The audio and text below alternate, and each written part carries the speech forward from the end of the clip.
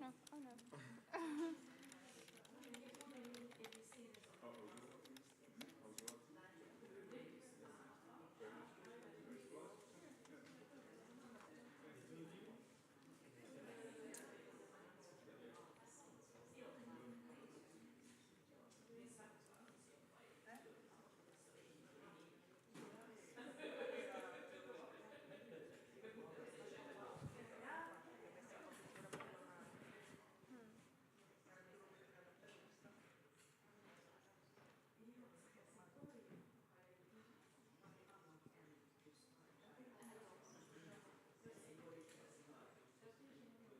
It's not typing. No.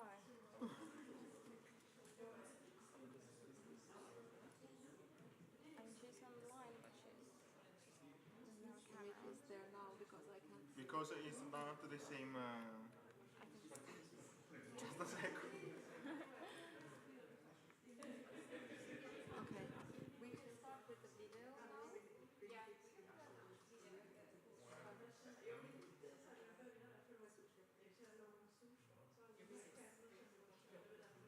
So both on screen.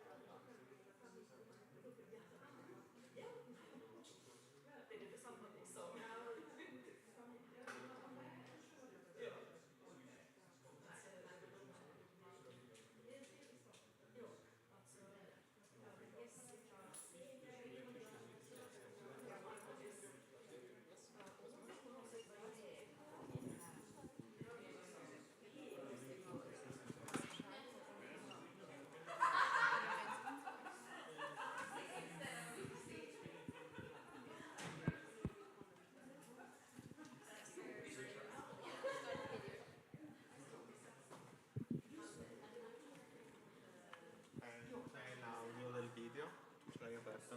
Sì.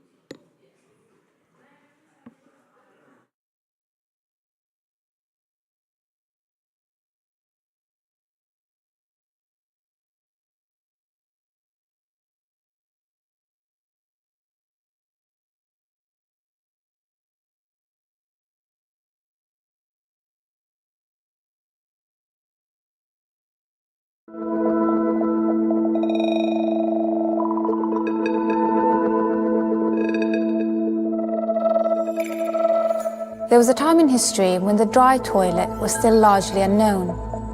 But now, in 2043, the dry toilet is the most common used sanitation technology around the globe. How did we get here?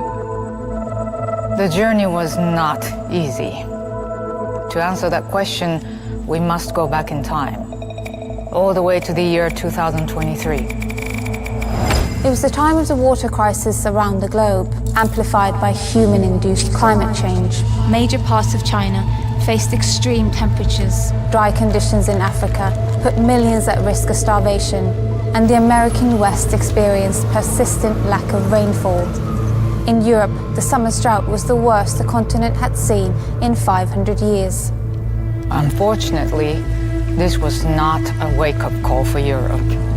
Instead of proposing policies that save water, it took 3 years for the EU politicians to recognize the problem of systematic water overconsumption.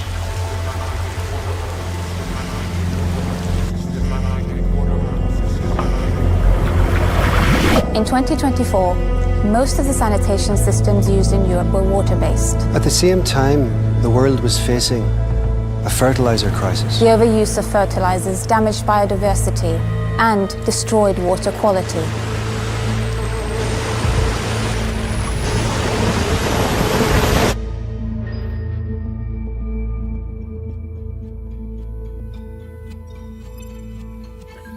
We needed to do something. As it turned out, the solution for all those problems was found in one of the most northern corners of Europe, Finland. The Finns had used the dry toilet for centuries as an alternative to the water-based system. The Finnish dry toilet, called the Huussi, had remained the most common toilet used in summer cottages. The composting toilet is the perfect way to turn human waste to fertilizer. The Finns had even developed this technology further to produce ready compost without the smell of poop It was lucky they had not lost the tradition and were able to provide the solution to the crisis. Finally, in 2027, the EU declared death to the flushing toilet. The shitstorm started. The lobbyists of the water-based sanitation system began their campaign immediately, targeting the public and government officials. You must remember that all big paradigm shifts cause resistance. There's money in the equation, you see.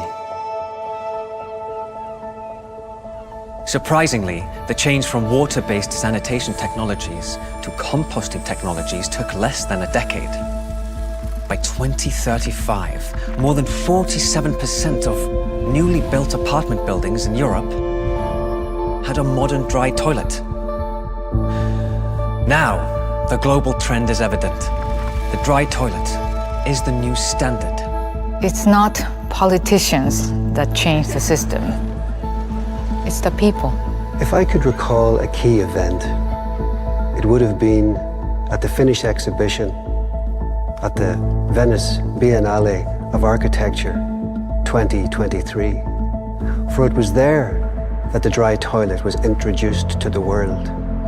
And it was that same audience at that same exhibition who were amongst the first to adopt the ideology. And if I could, I'd go back and thank each and every one of them. Thanks. Thank you. Thank you. Thank you.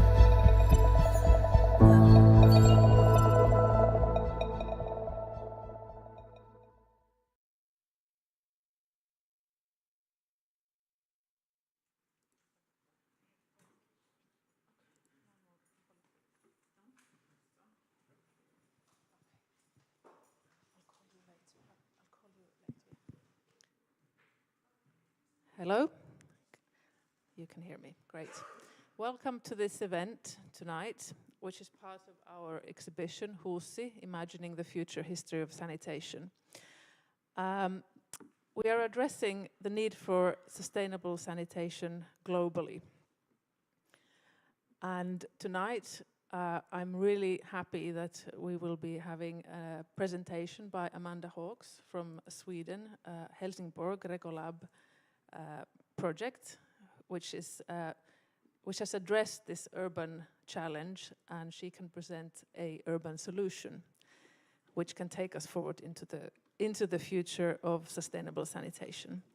As an introduction, I will very briefly go through why we need to address this topic, and then I will let Amanda come and present her wonderful scheme, and then we will have comments from Nepal. There's a Sudha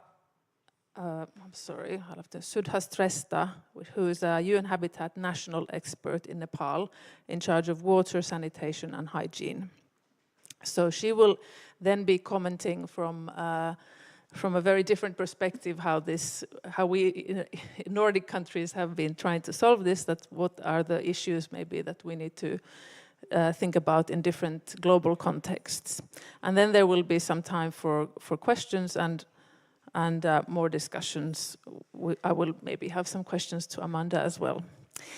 But first of all, I will very briefly go through our exhibition. Huh? Oh, sorry.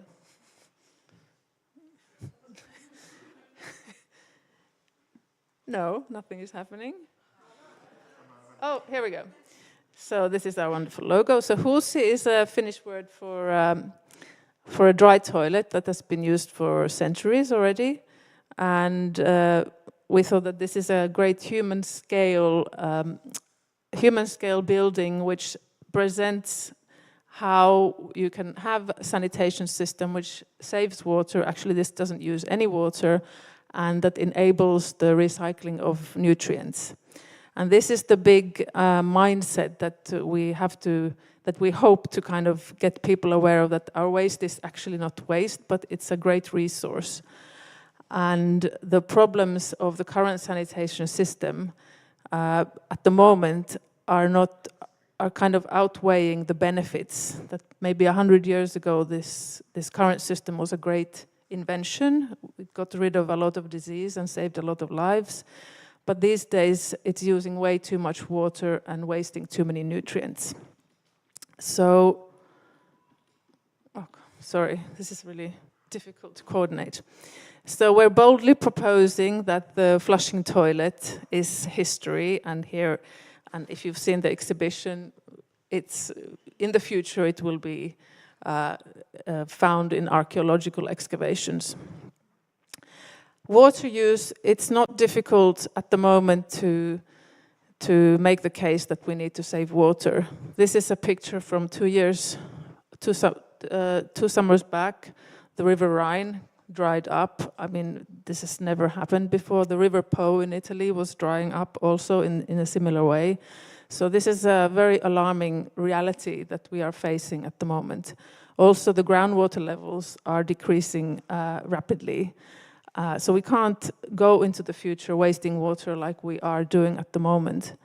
And one of the, we think, fairly easy solutions is to reinvent this sanitation system, because about 30% of domestic water use goes into flushing our waste. And as we will hear Amanda tell us in a few minutes, we can really save that 30% and clean then the grey waters almost 80%. So we can almost create a whole cycle and really dramatically reduce water use if we want to. The other interesting and alarming thing about creating sewage is that even it's estimated that 50 or even 60% of sewage that is created is actually not cleaned up at all, and it goes straight into the natural waterways. They are pumped out into the seas and the rivers, and it's causing eutrophication at a massive scale. So seas, rivers, lakes, everywhere globally are looking like this every year. And obviously the ecosystems under the surface are suffering. So it's not just about saving water, but we need to start looking at this impacts of pumping these nutrients into the sea. And I thought I had a pointer here. Here we go. So this section here, this is a planetary boundaries diagram, which is showing that actually the scientists have discovered that the use of the pumping out of nitrogen and phosphorus, or using those fertilizers as kind of like a single-use plastic, is something that's creating already. We are way in the red if we think of what the planet can manage with. So the eutrophication, etc., is happening as a result, and we rapidly need to address this biochemical flows and make it close the loop and stop this kind of single-use extracting phosphorus from mines. Mines are extractivist and obviously creating environmental problems and geopolitical problems also. And then nitrogen, producing nitrogen is very energy intense. So per 1 hectare of farmland, the nitrogen needed to fertilize crops on average creates 360 kilos of CO2 emissions. And that's the equivalent of me flying from Venice to Helsinki. And we all know how guilty we feel about flying. So, and if you just think of how many hectares of farmland even just Europe has, let alone globally, there's a massive potential here to be reducing carbon footprint if we start recycling our waste instead of producing these new fertilizers for each crop. And here we go. There's a picture of a domestic garden fertilized by Huussi compost. Everything grows beautifully. Our system produces all the nutrients that are needed for plant growth. So we just need to get more clever and start using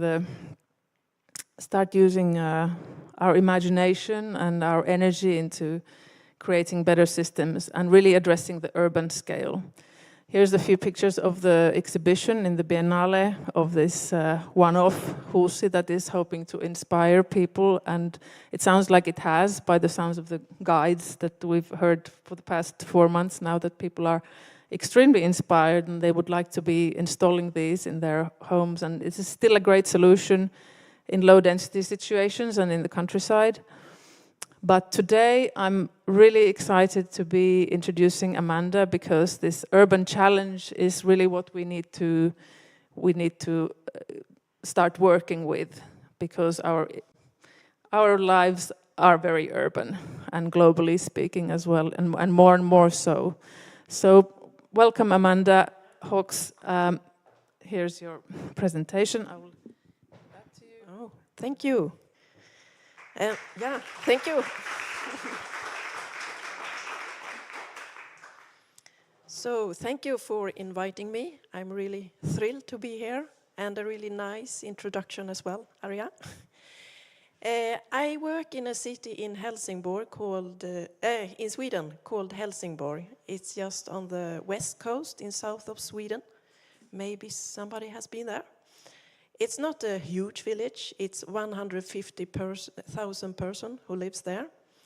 And I belong actually to the sewage plant in Helsingborg. And you can see on the picture, we have a brand new facility that we called Rekolab. And it's a short name for Recovery Lab. And Rekolab had its opening day in May 2021.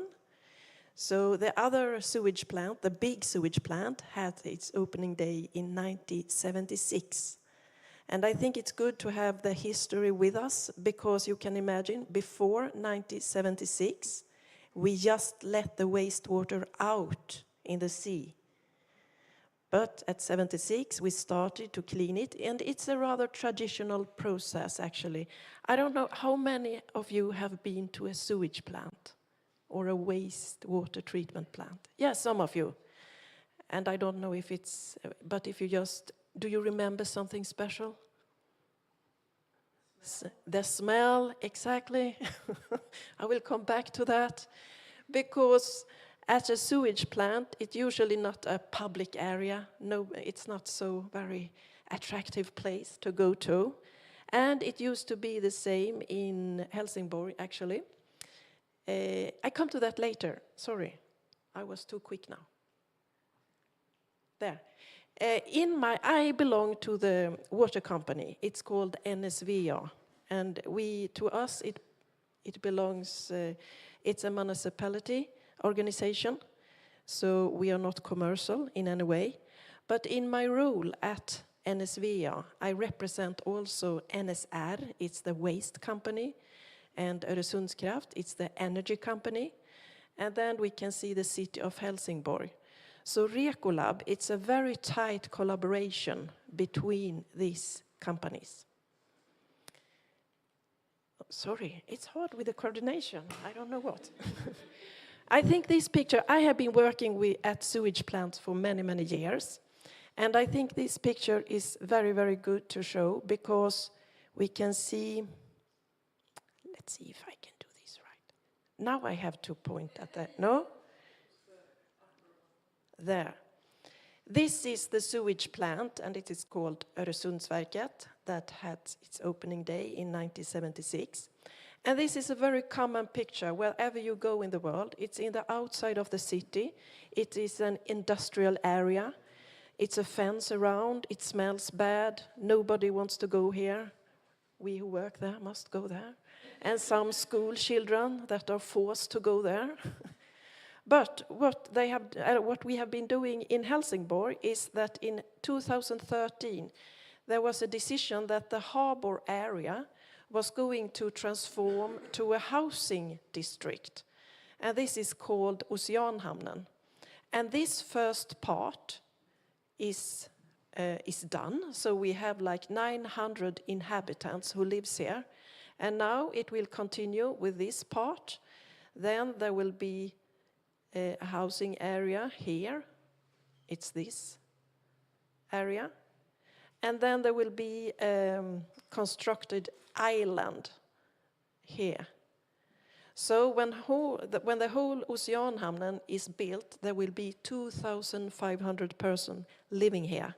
And Rekolab is built to treat the wastewater from this area. And in 2013, the city said that, okay, we are going to transform this area to a housing area, but we must find a very sustainable, unique profile. So they assembled the water company, the waste company, and the energy company, and said you had to come up with some really fantastic solution. And then the idea was that we are going to start to source separating the wastewater. So that was the unique profile. And then was the next decision, if we are going to build houses so close to, to the existing area, we have to move the sewage plant, or we have to do something else with it. And we are still here, so what we did, it was that we covered all the process that smells bad. So here we can see the sludge treatment, and today there is a house over the treatment, so it doesn't smell anything more. We have a ventilation from the buildings. And what's interesting is that we have a lot of visitors from other municipalities and other cities in Europe actually, because all the city, they struggles with the challenge that when the city grows, the existing sewage plant has to grow as well. And it's usually very attractive ground near the sea.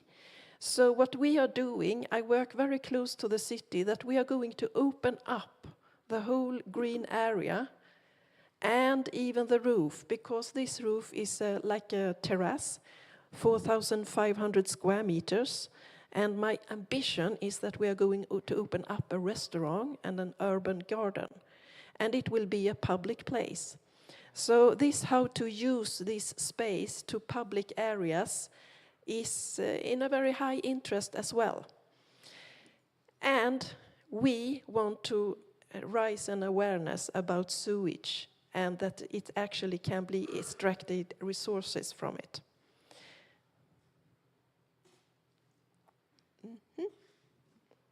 So, when I say that we source separating the wastewater, in a traditional way it comes in one pipe, but in Oceanhamnen we have 3 pipes. So in one pipe we have just pure toilet water, we call it black water. We actually have toilets where we flush with water, but we have a vacuum system. So instead of flushing with like 6 to 8 liters of water, we just flush with 1/2 liter. But if you look at the installation and the bathroom, you can't actually see any big difference from an ordinary bathroom. And in the other pipe, we have what we call grey water. And that is from the kitchen, the laundry, actually all the water that isn't from the toilet. And that is not actually so dirty. So we can actually make it to drinking water quality. But we are not allowed yet to deliver it, because it's a lot about legalization and certification. But what we do at Rekolab, it's just like a showcase. We want to show that we actually can have this circulation of clean water. And then in the 3rd pipe, we have food waste. So in all the apartment, there is a food grinder. And this food grinder in the sink, in the kitchen, and this food grinder is connected to the 3rd pipe that is going to Rekolab. So into Rekolab, we have food waste, black water, and grey water. And with that, we have the opportunity that we built a totally new kind of process.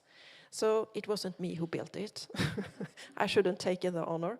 It is my colleague, Hamse Shestadius. Oh, sorry. And when he's an engineer, and when he got the challenge, our CEO said, okay, now you have 3 steams, and you are going to extract as much phosphorus and nitrogen in a clean, dry form as possible. In a traditional sewage plant, we got phosphorus and nitrogen out of sludge that we circulate to the farmland, but it's not so popular. I don't know how it's in Finland, etc., but in Sweden it's a lot of political, controversial discussion about spreading the sludge on the farmland. So the intention with Recolab, it was to extract as much phosphorus and nitrogen as possible, and that is from the black water and from the food waste. So I'm glad you showed the planet boundaries, because that is a really high topic that we have to solve in some way. And we call the system 3 pipes out, and it will be installed in the whole Oceanhamnen, and the time aspect is that it's done in 2030.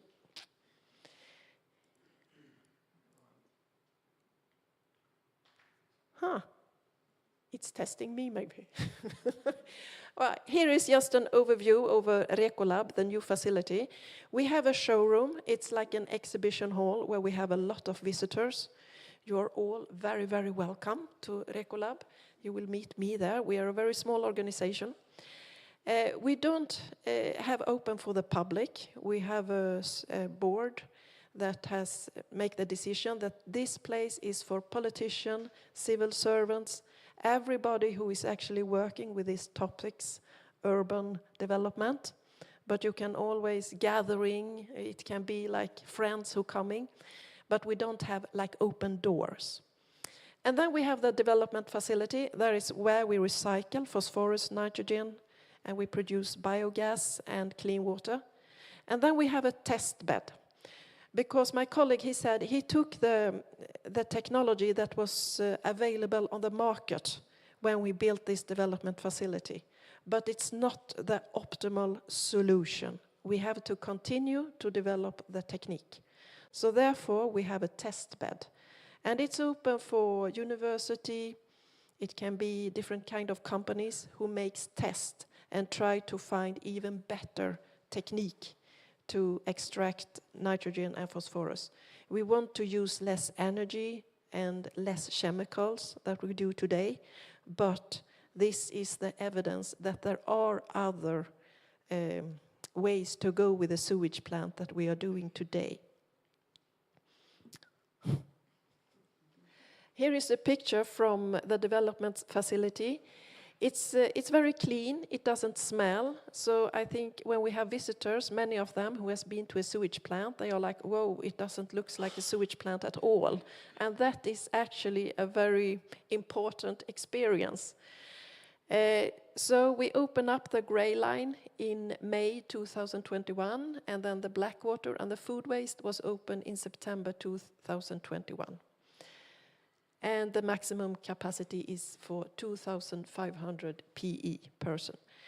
And this is actually a showcase that it's up and running, and we have to do the calculation now, the homework, to see if it's worth to scale up, and there is interest to scale down as well, to see if we can use this in smaller municipalities in Sweden or abroad. Yeah, and I can actually show you that. No, I couldn't. Let's see if I can go back one picture. And then point. So we get struvite, phosphorus, and nitrogen in these kind of sacks.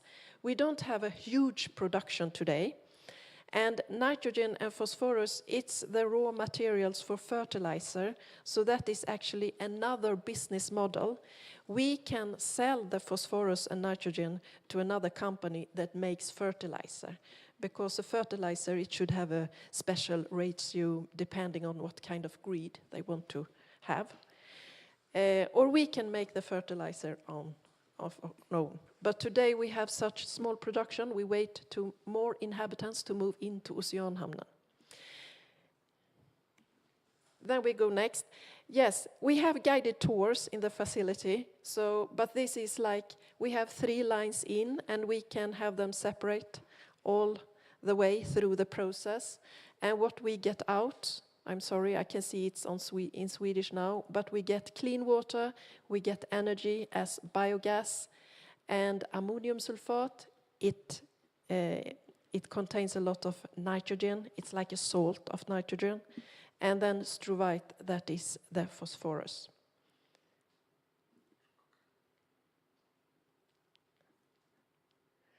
And what we have seen is that we can extract 3 times more phosphorus per person and year, and it's a clean, dry form if we compare to the traditional way of in the sludge. And we can produce 7 times more nitrogen per person and year, and it's also in a clean, dry form. And this was the intention with Recolab. And the pellets fertilizer, it looks like this. We have a project where 4 farmers are testing them out. They have been doing that for 4 years to see if they work as good as when you ordinary fertilizer. And we will actually have a seminar in November where the result is presented. But it seems to work very well, and the farmers, it grows as well, and when they use other fertilizer.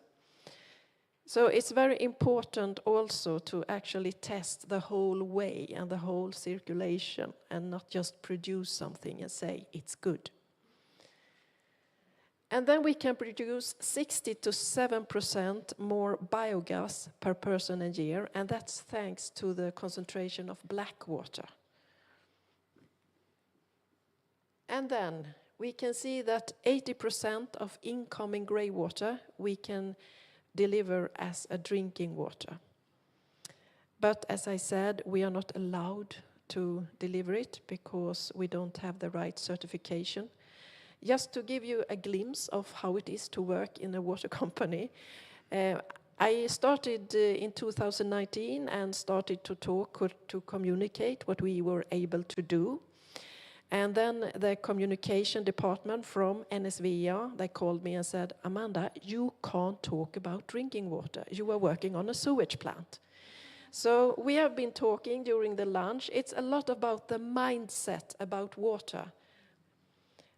Which water for what, I usually say, because we have water, and what we are doing with it, we have to change our mindset and what we use it for as well. In Sweden, it has been a lot of big headlines about, oh, we lack a lot of water. And I say, no, we don't lack water. We have a lot of water. But what kind of water do you want, and for what? Because we can actually use a lot of the water we have on the existing sewage plant for the farmer land. We can do that. It's just about the mindset. Yes, it's not just to brag about the price. It's a kind of monitoring. Where are we? Last year, in 2022, there was one of our suppliers, actually, who called me and asked me, could you take some picture of what we have delivered to you, because I want to nominate us to the Global Water Awards. I don't know if you know about this competition. It's a kind of, we say in the water world, it's like the water world's Oscar Scala. I don't know if that's true. But actually, Recolab won the first prize in the wastewater project of the year, and we are so small in this context. Because the other nominees, it was from Egypt and China, and it was like cities for millions of people. And it was really innovative project about sludge, etc. But we won the first prize because they said, okay, you have taken the whole grip about water, from the house building, how to change the infrastructure in the house. And then the pump station in Oceanhamnen, and then you have built a kind of new department to actually treat, or not to clean the water. The thought from the beginning is how to recycle phosphorus and nitrogen, and an idea how to actually recycle it. So it's just a kind of, where are we in the world about how do we treat water? It's rather similar if you compare different countries. And I think there are just 2 or 3 more slides. This doesn't say anything to you. It's a new district in Helsingborg called Östra Ramlösa. And they have decided, the city of Helsingborg, that we are going to source separating the black water from the grey water, because we can actually, we have to do the homework and see if it's correct, but we can see if we separate it, we can have a local facility for the grey water and actually recycling it locally. And then we will save a lot of money because we don't have to invest so much in pipes to the existing sewage plant. If we take an ordinary wastewater pipe, 94% is grey water. So 94% is rather easy to clean. So if we can recycle it, we don't have to have such demand of drinking water quality in this area, because they can use it to watering the football fields, etc. But they are going to start to build this next year, so we have to follow up the calculation that it works as we think. And then I think this is a very, I like this example, because during 2000, oh, I've forgotten the pandemic. I had a professor from World Maritime University in Malmö. He called me and he said, I have a PhD. Can she come to you and just see what you are doing? Because she's writing a thesis about economical intention to implement urine separating toilets on cruising ships. And I said, of course, she can come and see what we are, our plans. And she was so exalted when she come to our facility, because this is like a machine room on a cruising ship. And what if we implemented that? Then the cruising ship could come to the harbor with a tank full of fertilizer that they can sell, instead of a tank full of shit that they have to pay to get rid of. Or even worse, if they put it in the sea. So this is nothing that we drive, but I talk a lot about it, and we have some dialogues, because building a cruising ship, it's an investment like 50, 100 years in the future. You don't build it. But I think it's a very good example that we can make a difference in many kind of places. And yes, that was the last slide. I think on time. But you are very, very welcome to Helsingborg and Recolab. So I can show you the real stuff as well.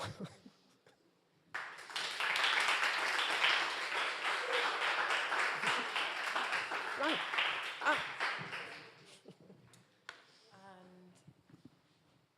Thank you, Amanda, for this wonderful presentation. So inspiring. I've got lots of questions for you. I'm sure we've got questions here. But first of all, we will let Sudha from Nepal to join us, because... Okay, well then we'll maybe start, and then Sudha will join us as soon as...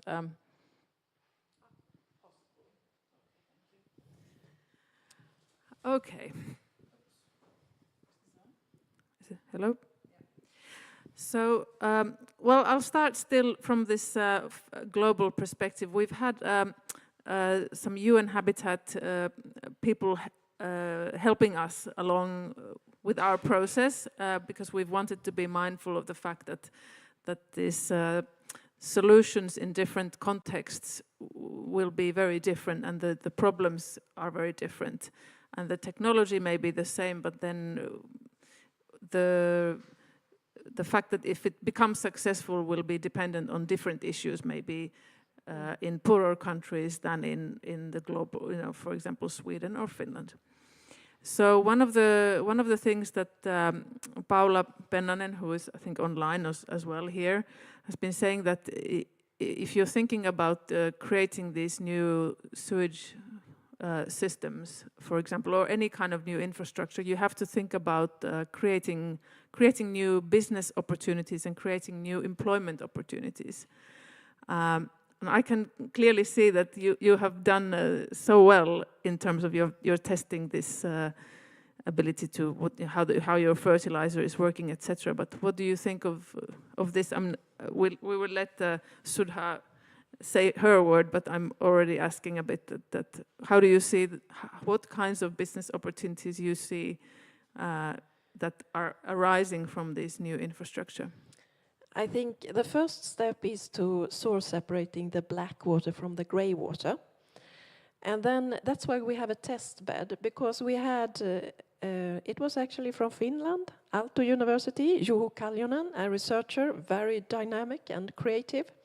He was our first guest, and he tried out a new kind of technique called NPH harvest that is tried out in Finland, but he wanted to have access to black water to really try and get the right data. And he was in our test bed and tested it and got a lot of results. And actually, in these days, he is starting a company because it seems to work very well. So our contribution is that we have a test bed, and there is a lot of suppliers and existing companies out there that actually can try out their technique on these streams and maybe find a new way for their products.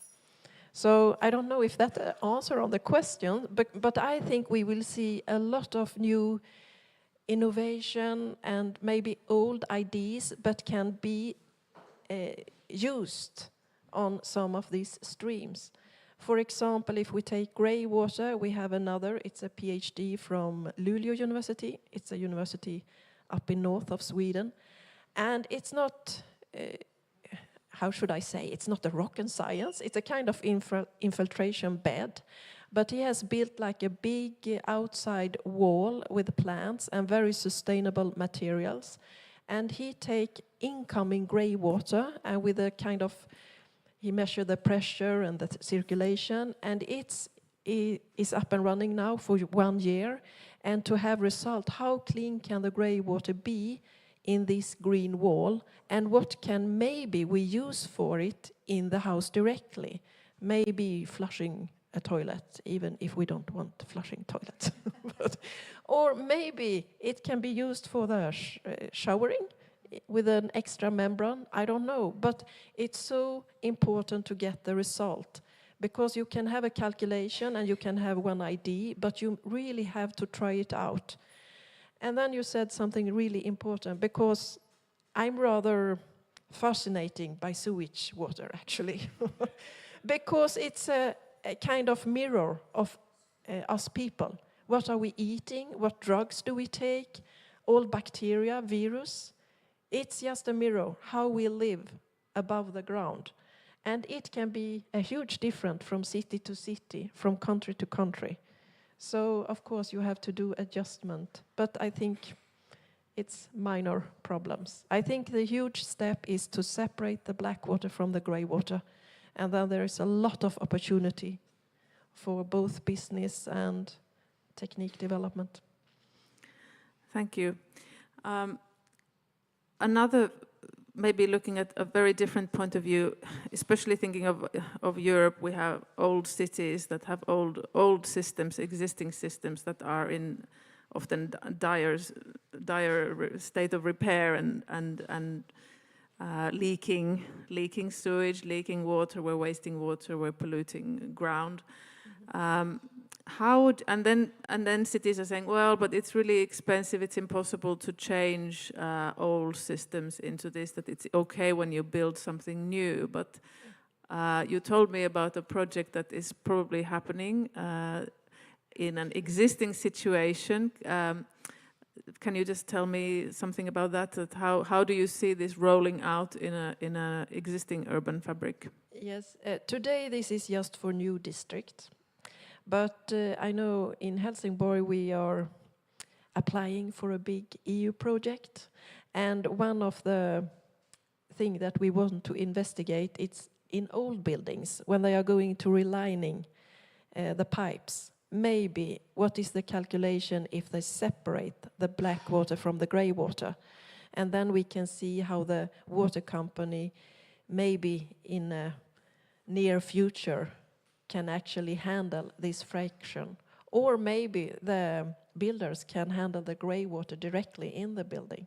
But the first step is to see what kind of, there must be some economical balance in this, because changing all existing system, it takes time. But if you are going to reconstruct a building, maybe it could be a way to start to separating the lines. But it's a rather huge work to actually look into this. So we are hoping for the application. Well, let's hope you are successful and we can start learning about that process as well, because I think that's very crucial if you think of globally even like existing infrastructure, that we need to maybe just be patient, that it's not going to happen in 10 years, but it's going to roll out. The change is going to roll out slowly, but the potential not to again lose hope that we should not do anything. We should just be patient that it's maybe going to take 50 or even 100 years that everything is connected to this kind of wonderful systems, and then everything new that is being built should immediately, I think, be built on this kind of basis. It seems so clear. So what do you say to cities? I mean, I'm embarrassed to say that Finland has not a single system like this in place yet, and Finnish people and Swedish people are very competitive, so I always speaking to people, I said, well, Swedish have got it going already, so it's, you know, hopefully one of the Finnish cities will soon sort of pick up the challenge and try and do something. But what would you say to municipalities that, or how do you get them going? How do you get them excited? And who do you go to in the cities? Because this is, I think, something that is really difficult for normal people to demand from a city, because it's something we don't have much choice, let's say, in how I want my waste to be treated if I live in a city. In the countryside, I can maybe build my own Huussi, but in an urban block, I rely on the city. What can I say to the decision makers to inspire them to do something new? Yeah, but actually, my experience is that there is a huge interest from other municipalities in Sweden, because like in Gotland, they have a problem with the drinking water. They lack drinking water. So they have decided to source separating in new areas the black water from the grey water, because they have a huge interest in circulating the grey water to drinking water. So I think actually many municipalities, they have an interest in looking into what can they do. And then of course we continue evaluate our process. And about Finland, I must say we have Juho Kaljonen, who now starting this company. So, and I didn't say that, but actually that technique is to prefer above what we have installed, because it's take much less chemicals and energy. So when he is up and running, we will actually look into that. So it's very important with all the kind of levels of development. Well, let's hope that we can soon say that we have a scheme going as well in Finland. And it sounds like that, well, probably the problem, for example, in a country like Finland is that everyone says, well, we've got enough water, and water is not seen like as a limited resource for us, but maybe when that starts happening, like we see the river picture here, is that when municipalities are waking up and saying, well, let's, you know, we have to start finding new ways. So is it only humans only react through this kind of need? No, but actually the intention with Recolab, it was to prove that we can extract phosphorus and nitrogen, and that is a problem all over the world. So actually the intention to extract and recycle fertilizer from wastewater, I think that is in all's interest. And the last years, the fertilizer have been like exploding in prices. So just look into, I usually say to the politicians that we have to change the mindset about wastewater, because everywhere where you have people, you have wastewater. And that is actually a huge resource if we treat it differently. So it's a mindset, and look into what are we capable to do today, and how can we continue that way. Oh, fantastic. So we have Sudha Stresta from Nepal. So please, Sudha, can you hear us? And please, can you, is she online or can we get her? Yes, lovely. Now we can see you. Welcome. Namaste. Did you hear Namaste. Amanda's presentation or was the connection not working? Yes, it was We great. can't hear you so, now. Just a moment.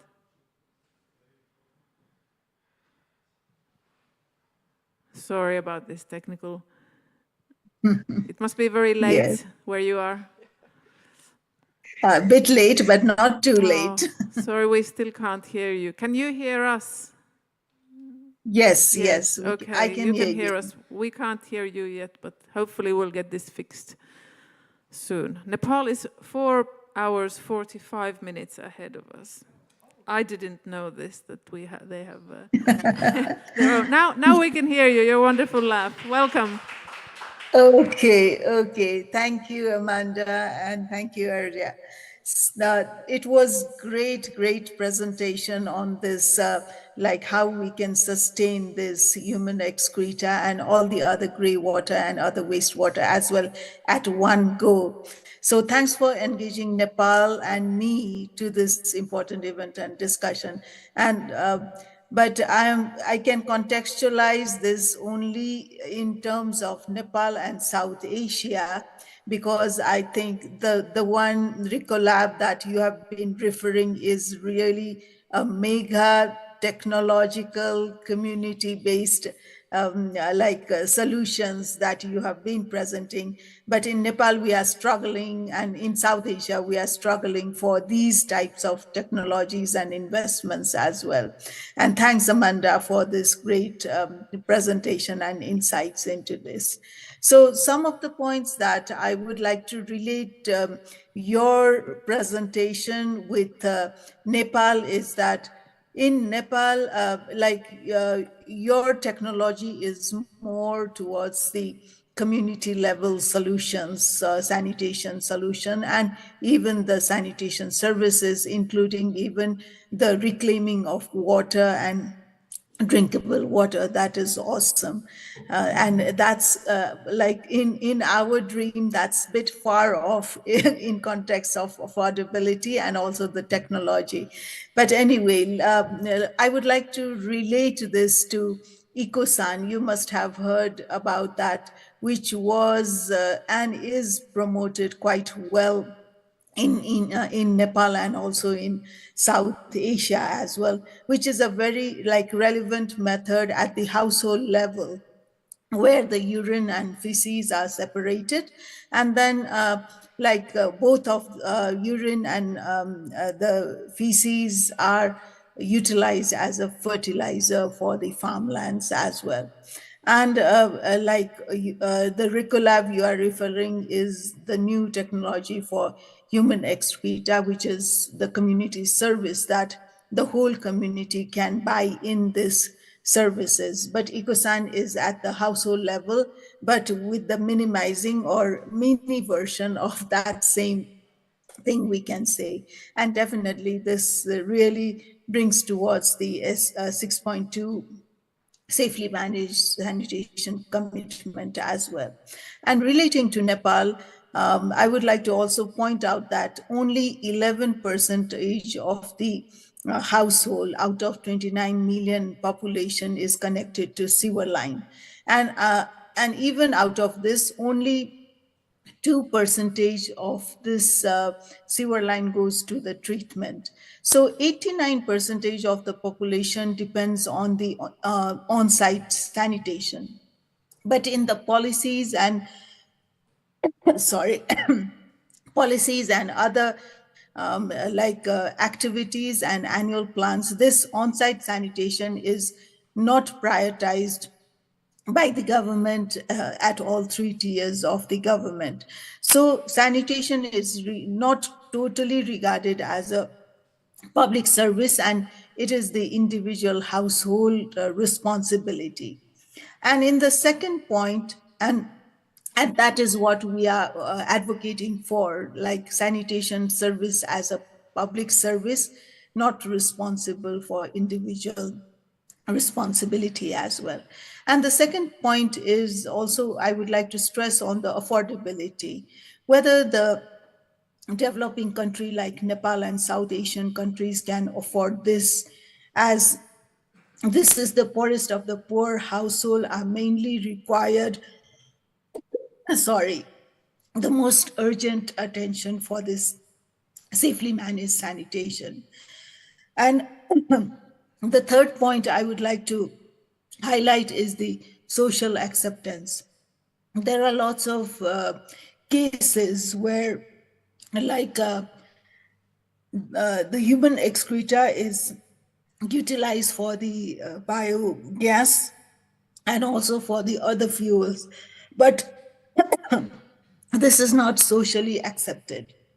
And definitely, sorry, and definitely, sorry, I will just have a what. Sure, don't worry. Yeah.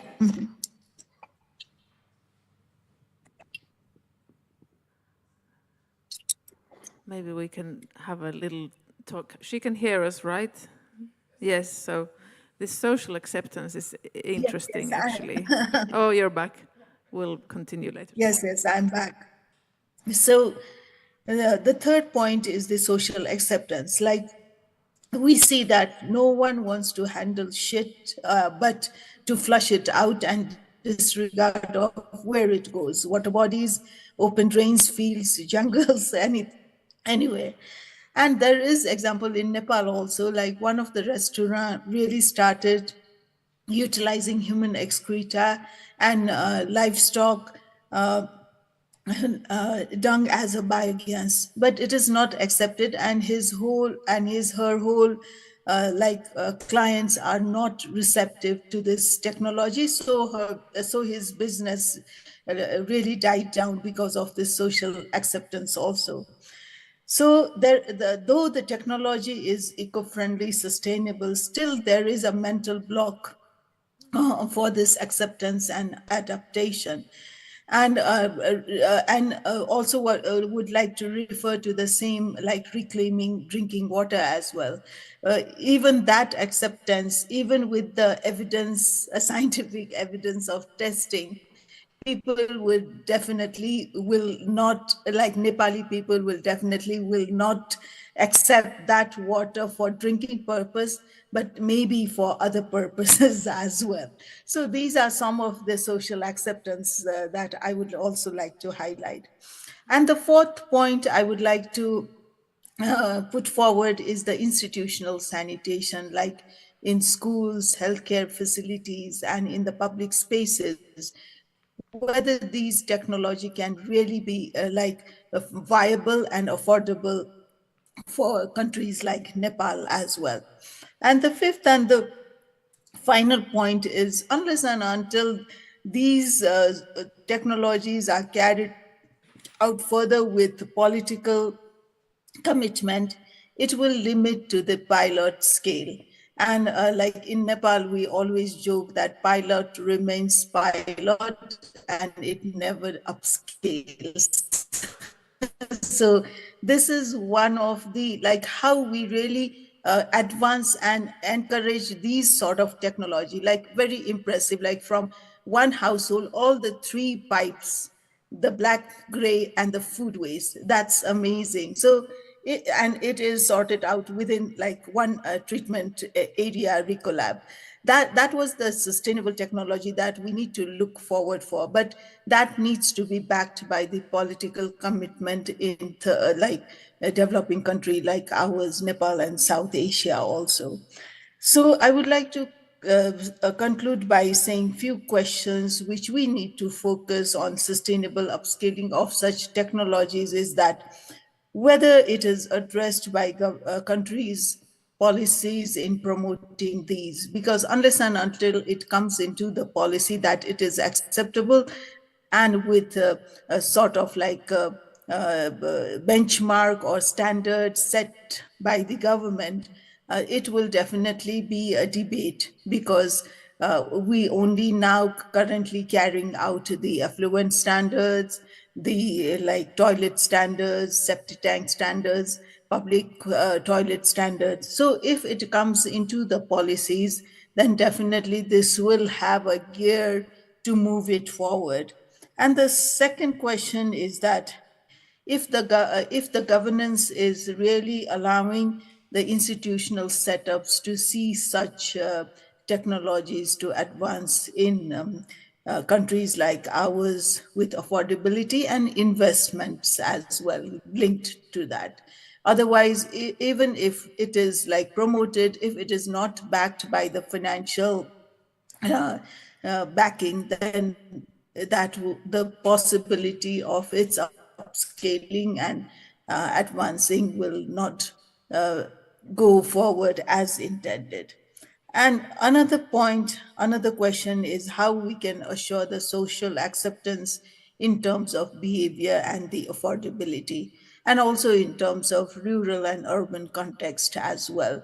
Like if well, urbanization has been very, very rapid and really unmanageable in countries like South Asia, and how we can promote this in this rapid growing urban context, like because and with the population density also, the areas and field need for this treatments like Ricolab, this whole setup must be in sort of hectares of land, but the shortage of land and acquisition of land is also another challenge that a country like Nepal may also face, encounter. And also the geographical terrain that may also affect the technology and the climatic change and the disaster that is recurrently happening in Nepal and South Asia. This may also be another context that we need to look into. And then finally, whether these technologies are like economically viable, engaging the private sectors to take this up at a business model. Otherwise, unless and until this is backed by the private sector and private investment, the government will not be able to invest and really take this forward financially and economically in a sustainable manner also. So I will stop with these few remarks and hope this makes sense, and this will bring us into further continuing the dialogue on this topic as well. Thank you, Amanda. Thank you, Arya. Thank you. Thank you. Thank you. So Amanda, there were many questions there. Did you lose count, or do you want to just maybe recap? You had, or did we lose her now, or is she still? Maybe yes, we can yes. Keep, can you stay with us for a little while, because we might need you sure, to recap some of these questions. Yeah. Yes. So Amanda can. Social acceptance, I think. So social acceptance was definitely one point that you made, that you feel that we were discussing here that it's also an issue here, or I don't know, in Venice, but in Finland and Sweden, that there's a lot of bakery companies in Finland, for example, who don't buy grains from farmers who use sludge in their fields. So I think we are sharing this this problem with you clearly. But Amanda, please, how do we get over this? I think the key is education, and that's why we have this showroom, and we invite everybody to come and see, because I think it's very important that with education you can see, of course it must be safe. We don't want to risk any health with this. But to prove that it is safe, you have to show up and be totally transparent. What are we doing? Which water for what? It's not the black water that we make drinking water of.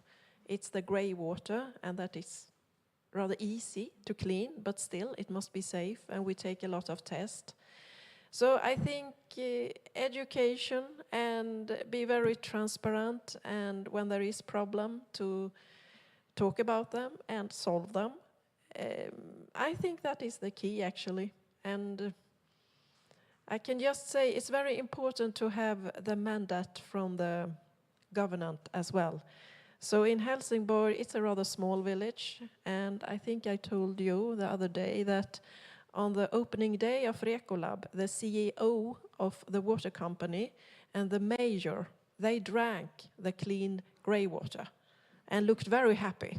And they're still alive. So, no, but it's a psychological kind of very, to prove that it's safe. We believe in this. It's nothing we will test on you. We drink it as well. So education and by example, Yeah. leading by example. That's very good. One of the questions was at least about the private sector business model. It's maybe not an easy thing to answer. You're saying that there are already like companies being built upon some of these technologies. Of course, if you had the answer, I would start this company immediately and everyone would, but what do you think of that? I think actually the tricky part is that we are not commercial as a company, the water company or Rekolab. So you can come and you can take photos, you can copy the whole thing, but of course you have to make business with the suppliers we have. So, or not, there are actually other kind of suppliers who make almost the same technique maybe. But the idea is that we have done this investment to just prove that there are other ways to treat wastewater. And we know this is an investment that we won't have back, not the water company, but we can see that all the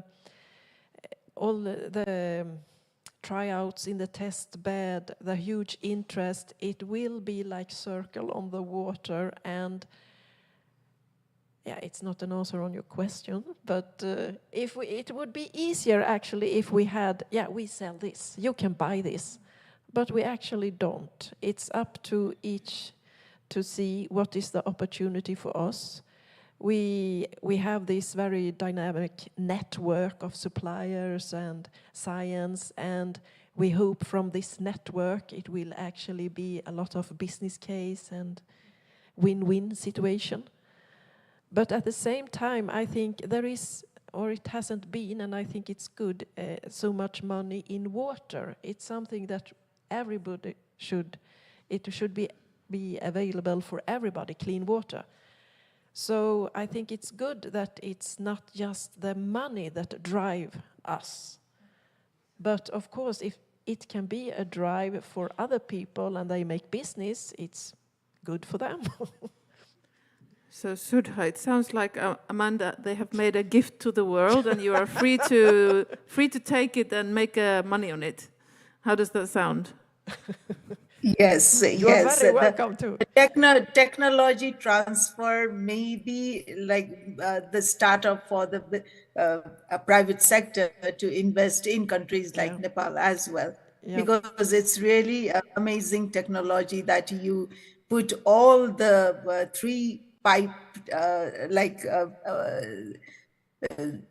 promotion from the households to the treatment system. That's amazing, which really directly affects or prevents the public health hazard, as in Nepal we are having recurrent cholera and diarrheal outbreaks, and also this children below 5 mortality rates has been quite high. So this is totally the public health hazard, totally closing the public health hazard due to the feces contamination and other things. So this technology is really amazing, which can be the pilot learning to the private sectors that can invest in countries like ours. Yes.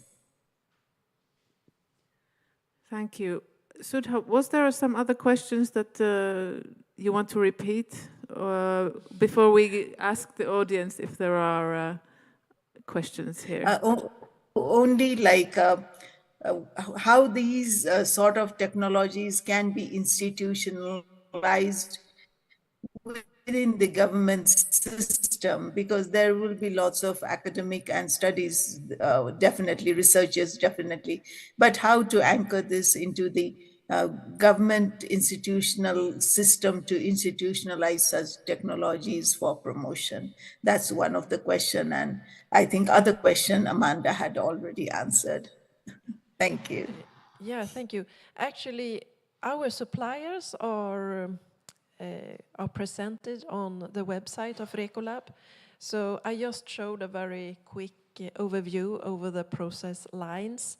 And if you go into the website, you can see who has delivered which technique.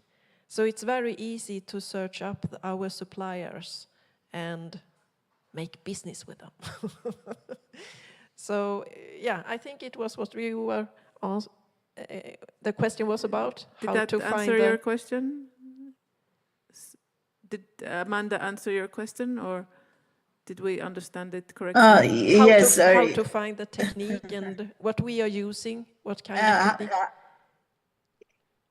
Yes, and how to institutionalize this for the promotion by the government. That is one of the point. That's a tricky one. It's a tricky one, by being here today and spread the word, maybe. Yeah. Let's hope we can be part of that, and we get the seeds sown, and let's see. Yeah, let's hope this Yes. gets growing and the awareness, and we're part of being this educational forum. I think this exhibition is hoping to be part of, at least that, raising awareness. Absolutely. Yeah. Thank you very much. You're welcome to stay there. Maybe there are also questions from the audience to you. If you are, you can still stay with us for the next 5-10 minutes. Is it okay, or is it? Yes, of course. Okay, wonderful. Of course. So, no worries. So yes, any questions from the live audience?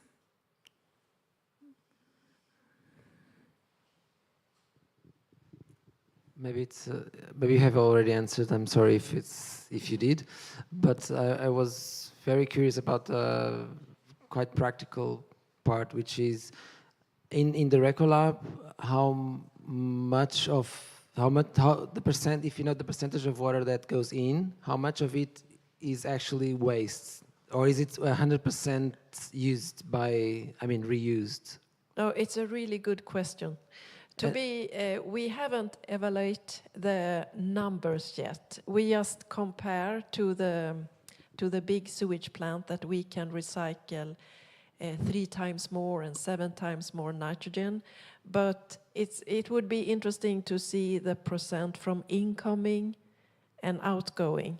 We know that we can recycle more, but that we have to have more continued data to be to be honest with the data.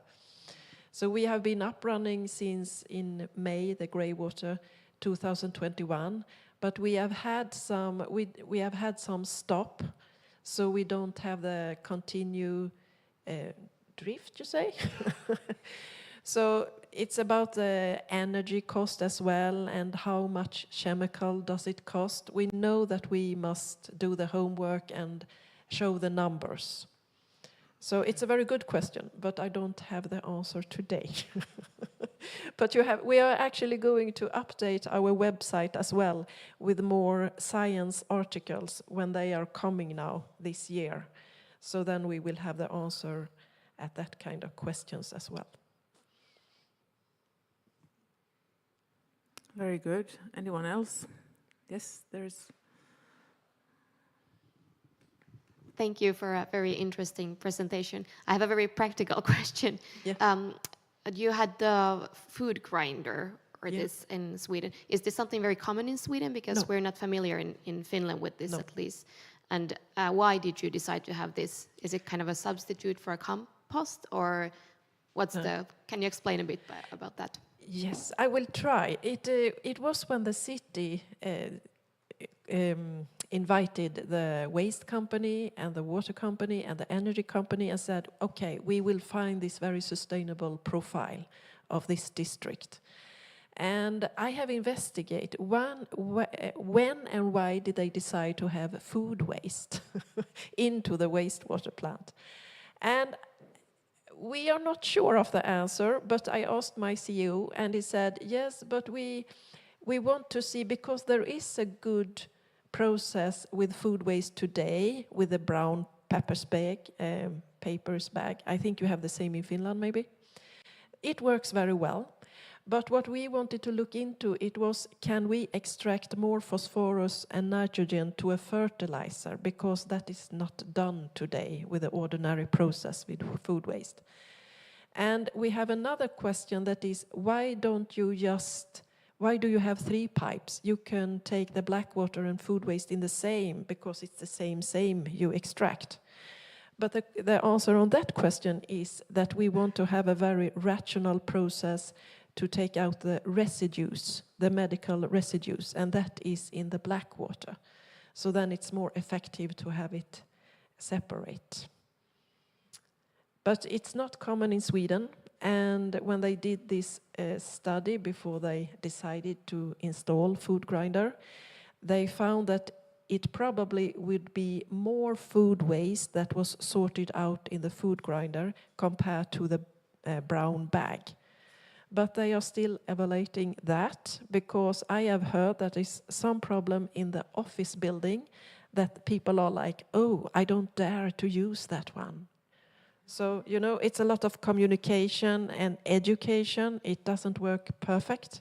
You have to still educate people. How does it work? Why do we want you to use it, etc.?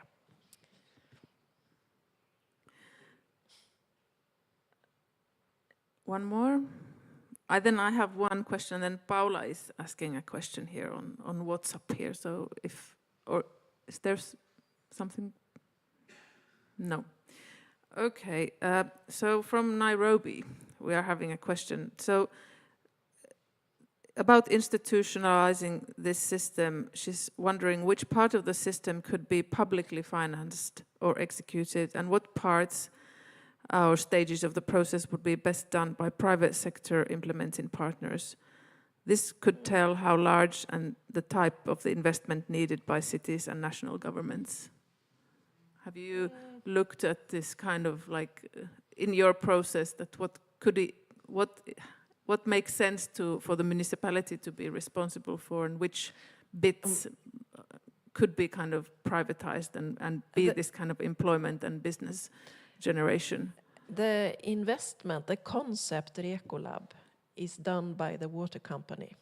So they did the investment, and Rekolab is an investment for 83 million Swedish crowns, not euro, Swedish crowns. And I think, I mean, all the suppliers, they are from the private sectors, and they made business. And the concept maybe could be the responsible that we have taken. Because as my colleague said, when he got this challenge that you are going to extract as much phosphorus and nitrogen as possible, he said, there is not a concept out there. I just took what was available on the market, and it's not an optimal solution. But we can give away what we have done, and then the private sector is the suppliers who make the business. And I think they are home and finding out even better solutions. So I think there will be a lot of new kind of solution in the near future. That's very valuable that you are running this operation so openly, that you are really creating this test bed. Somebody say we are stupid. But it sounds like it is really a gift to the world, by the sounds of it, that you are really open and you are welcoming everyone to build on this, and everyone can come and learn, and that sounds fantastic. You definitely deserved your prize and much more. So I have as a final question something very, very practical, and maybe going back down to this human scale and human experience, is that I'm curious to hear that the people who are living in this new area, new neighborhood now, what reactions, or have you had any feedback from them?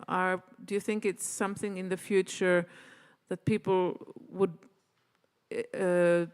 wish to live in this type of neighborhood if the price was the same as another, and feeling that they are part of a solution rather than being part of a problem? And can you see that as a kind of a thing that will start driving more cities to roll out these schemes? Yes, I think it's a huge impact that you live in an infrastructure. It's very easy to do the right thing. Every time you flush the toilet, you are like a hero.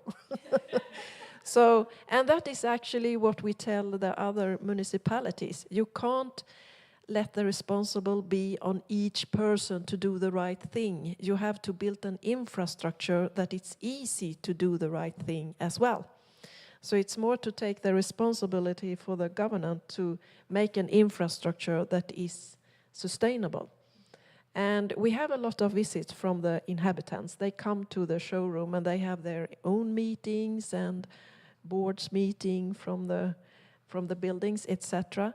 And to be honest, I think now it's like the 4th or 5th generation who lives there. And when they leave Recolab, some of them say, "Oh, I had no clue. I lived in this system." So it's a hard work about the communication and the education, because the first generation who moves in, they got a lot of information and how to clean the food grinder, etc. But then it's like it dies out, the information. So it's very important to keep up the good work with communication, because they are like our ambassadors for the system. And they like the food grinder a lot. And the vacuum system, it works very well. Maybe it can be very hard because it's like all the toilet, you can't flush down whatever you want, because then it will be a stop. But this vacuum system is even harder, because if you try to flush down something that don't belong to the toilet, it gets punished directly. So it's your own problem, it's not somebody else's problem. So, no, they seem to be very content, and they are rather proud when they leave and understand that, wow, we are living in a system that really makes different. That's so nice to hear. I love this idea that whenever you flush the toilet, you're a hero and you're doing a good job. So, moving from this guilt of wasting water into this, I'm giving something back. Maybe we'll end it there today if there's no more questions, and continue with the program. Thank you so much, Amanda, thank you. and thank you so much, Sudha, for being with us. We know it's very late where you are, so extra thanks to you for that. Thank you. Thank you. Thank you, Amanda. Thank you, Arya. It's great to insights from Amanda on this technology. Thank you. I don't know if I need this, but anyway, thank you, Arya, Amanda, and Sudha also from me. To the ones who came later, I'm Katarina Siltavuori from Archinfo, the commissioner of the Finnish Pavilion, and welcome to our mini-seminar. We are now going to have a short break of 5 to 10 minutes. We have some drinks that are sponsored from the Helsinki Distilling Company in the other room, so please get some drinks and talk, and you can still talk to the speakers here. Yeah, and when you come back, you can take your drinks when we back to yeah.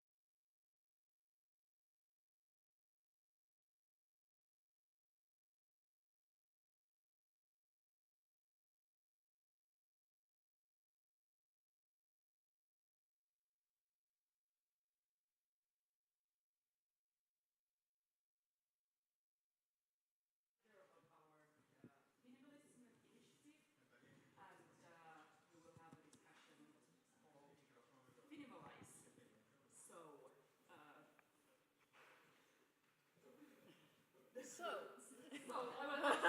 I say the names or will you? I will call the names. Yes, no problem.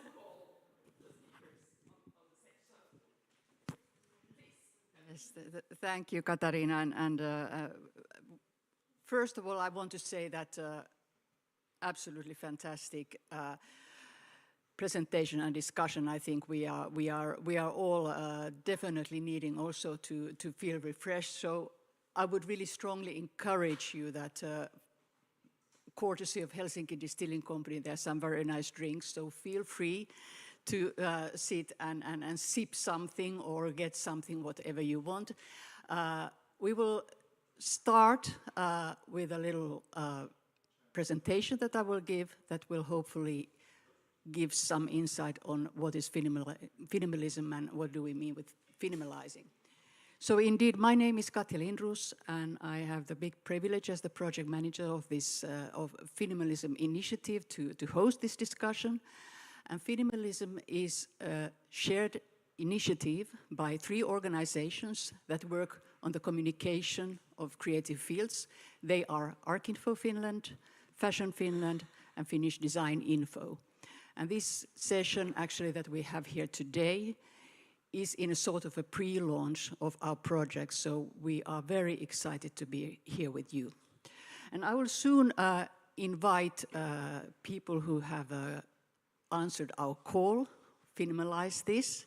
But before that, please allow me to share a little bit the heritage of Finnish design that has inspired this initiative. So a little story. Please.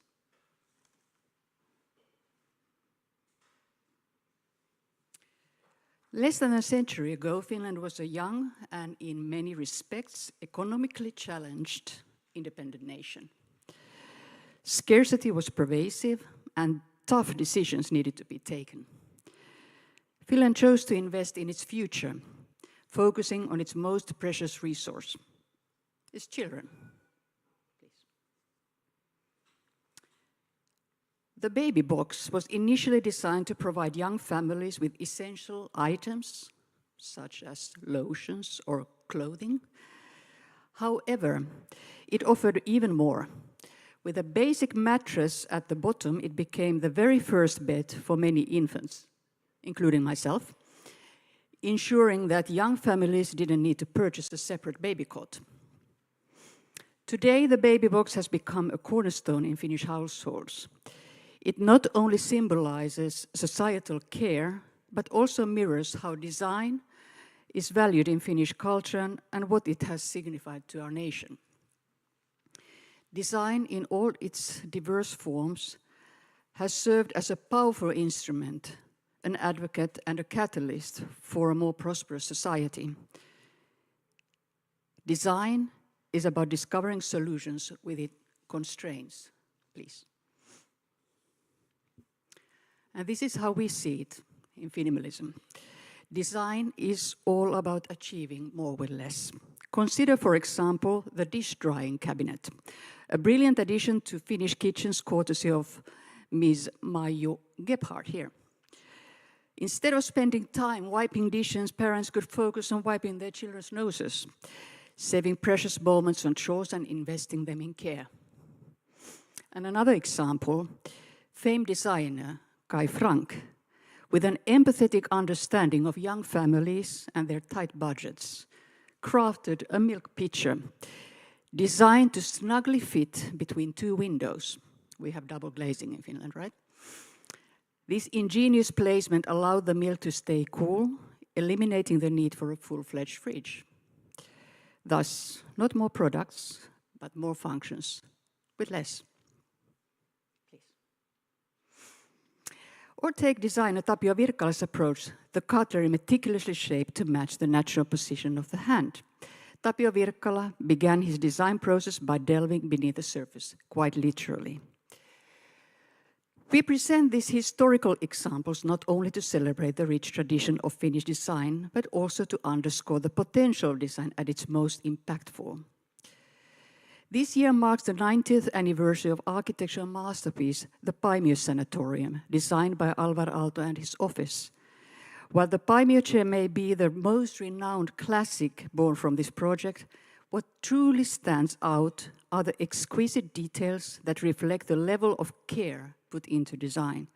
For instance, consider the sink crafted to muffle the sound of running water. Today, we find ourselves in an era where our ability to use significantly fewer resources shapes the future of our planet, our home. In these times, it's not about needing more, but achieving more with less, more value, more beauty, more equity. Finimalism, therefore, it's not a style. It's a commitment. It carries a message of hope, showcasing the power of creativity emerging from limitations. It perceives design as a crucial means of navigating our present climate and biodiversity crises by providing resource-efficient solutions that can contribute to a fairer society. More with less. Therefore, it is most fitting that our inaugural introduction of Finimalism occurs right here, in a city that continues to inspire us as it did as our predecessors, including the great Tapio Virkkala. And we are especially honored to share this stage with these insightful individuals who have embraced our call, Finimalize this. And now I would like you to enter the stage, please. And while you are entering, a little bit about what we are about to do. So with Finimalizing, we mean rethinking and reimagining what we take for granted and what has the potential to become more. In this live workshop, our speakers here will have the chance to inspire and create spontaneous ideas as a team and provoke thoughts on how we see our daily surroundings. And we welcome you to join this game. We have the cards there on the table. Maybe we move a little bit closer. Then we move the table a bit closer. It's challenging, great.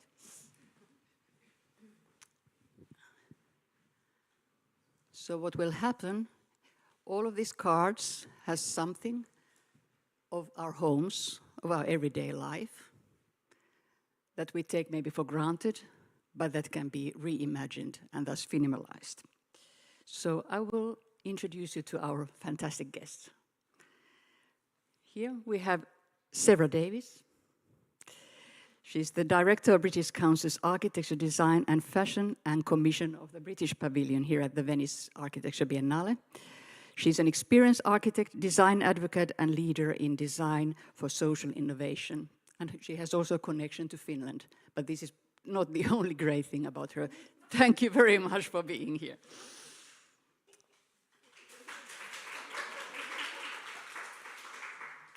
And then we have Isa Ekas.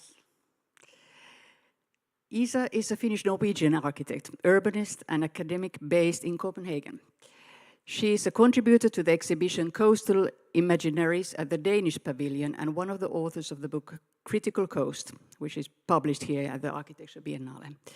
Her work is rooted in a deep curiosity for urban history and transformation, local vernacular typologies and nature-based climate resilience. Thank you very much for being here. And then we have Aet Ader. She's an architect, one of the founders of a B210, is it, or B210? B210, architecture practice and vice president of the Estonian Association of Architects. And last year, she co-curated the exhibition and seminar program Woodworks, fantastic subtitle, There is a forest in my backyard, but my house is built from trees grown far away, which won the Architecture Association of Ireland Award. And at this year's Venice Biennale, I curated the Estonian Pavilion. Very pleased to have you here.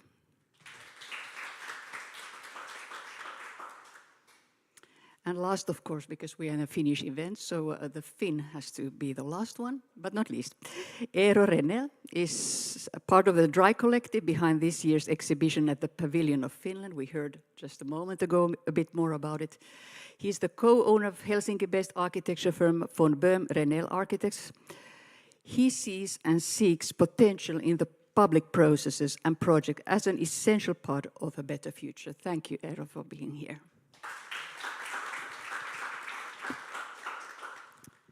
And that was my part. And now, Eero, may I induce you to take the first card? Okay. It's garden. Please, Sarah, if you want to. Garden, yeah. I think the garden, what we want, people want more green space, and often it doesn't happen in the end of the processes. And if we think home, so gardens, maybe if we think more and more housing is, at least in Finland, in big cities, it's aiming more and more high risers, and the garden is not then part of the like your everyday environment, but it's something maybe far away. And to achieve some kind of garden, maybe then we could have gardens, more gardens that are balconies, maybe. Turn the balconies into green rooms. That has happened already, but maybe even to more like real gardens to solve maybe even the rainwater issues in one's own balconies then. Is there somewhere examples that we could take inspiration from? When I saw that, I thought about how, in a way, how narrow our conception of what, our concept of what a garden is. We tend to think that it's an individual garden, and it's maybe highly manicured and those things. And so what was coming to my mind, particularly because you were referencing Finland. I live in London, an incredibly dense and enormous city. But one of the things that people who probably have been to London know is that we have a huge number of parks and green spaces and trees. And just a small plug, I'm not part of this initiative, but London has recently become what's known as the first national park city. So looking at how you can create greenways throughout the city for people like me who live in a very small flat with no access to private green space. So what, sort of flipping this on its head, which is to say, actually, what if all the green spaces in the city are accessible to everyone? And I think London is trying to do that the best it can. There are still many, many privatized green spaces. And so for me, this is something more around accessibility and proximity to nature. And that's what came to my mind when I saw it. Brilliant. So in Finland you have so-called every person's rights to nature. We should maybe have every urban person's right to urban nature. Absolutely. Something of a climate adaptation specialist, I just wanted to add that I also much prefer horizontal gardens to vertical gardens, as trendy as they have been perhaps in the last 2 decades or so in architectural design. I think it's also essential to think of what kind of species, what type of ecologies we want to cultivate in those gardens, what kind of combinations, so that we could minimize irrigation, chemical fertilizers and those types of things, and to kind of maybe allow for a certain type of wildness in those gardens, whether they are urban commons or someone's private gardens. That has huge ecological impact. Yeah, I think, does it work? Yeah, I think we must admit that if we come from Estonia or Finland, I think we are very lucky. I think I'm very happy that you brought in London. I think compared to Tallinn, Helsinki, the bigger cities, these really face these problems. I would say that as we have cities where you can, in 15 minutes, you can find your greenery differently. So I think the problem is not that big, but yes, and I think the food production topic is very relevant as well. even not that we must say that everybody needs to produce their own food, but I think the fact that it helps the mental health, it's something as an educational tool for kids and so on. So yeah. And I think it would be really interesting also to think of food production and urban agriculture actually in combination to climate adaptation and rainwater mitigation, that type of water control. I've understood also that at the Finnish pavilion you are actually growing a garden with that idea. Can you share a little bit more, like if this would become now mainstream, like what we heard earlier, that pilot after pilot, but let's take it further. Yeah, maybe it could become something like that, because what we thought that, of course, our Huussi is showing this human scale solution, but it's really about the recycling our own resources and how we can cultivate things with our own waste. Yeah, I have to say that about the garden and about this idea, it was very funny to walk here, because in Venice I saw one garden and it was totally fenced with 3 meter high fences, and of course this is should be the most obvious solution to create shared spaces. Yeah. Thank you very much. We can always get back also to the topics because we are. This is all somehow connected to each other. But I would now ask Sevra to take the next card. And I actually made a really nasty trick, because I didn't tell Eero the rule. You can also discard a card once and take the next one if nothing comes to your mind. But this is how it goes. I got heating. I think we all know the answer to that, which is that you should put on another sweater and a pair of socks. But in any case, if we, I guess the challenge of central heating, I suppose, is what we're trying to tackle.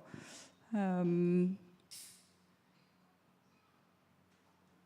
don't know if I have something to say on that. I mean, is there somewhere where we have serious waste with heating? If we start from the problem area, serious waste of heating? Yeah, like we just basically heat just disappears into something that we entirely actually doesn't benefit us at all. Well, I mean, I suppose there's a very large conversation around retrofitting existing buildings and how we do that.